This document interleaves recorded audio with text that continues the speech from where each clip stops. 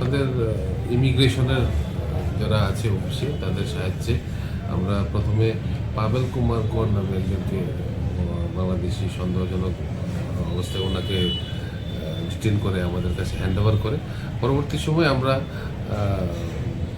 দাউদ শেখ এবং মুন্না মিয়াকে আমরা বিএসএফের সাহায্যে আটক করেছি। তারা বাংলাদেশি নাগরিক এবং তাদের এখন আমরা একটা স্পেসিফিক কেস নিয়ে তাদেরকে আমরা কোর্টে পাঠাচ্ছি।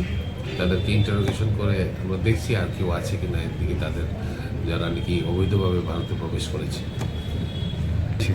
হ্যাঁ, তারা বাংলাদেশি নাগরিক এবং তাদের মানে ভারতে তাদের এন্ট্রিটা ইলিগেল ছিল এবং তাদের কি উদ্দেশ্যে তারা এসেছে এখানে তা আমরা ইনভেস্টিগেশন করে দেখছি।